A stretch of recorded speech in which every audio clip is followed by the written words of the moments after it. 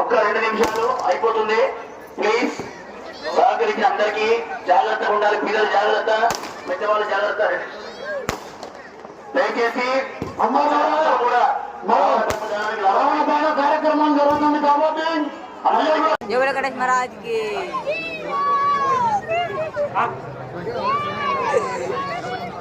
hello hello Bala Reddy గారు, సుధాకర్ గారు వస్తారతో దయచేసి ఒక్కసారి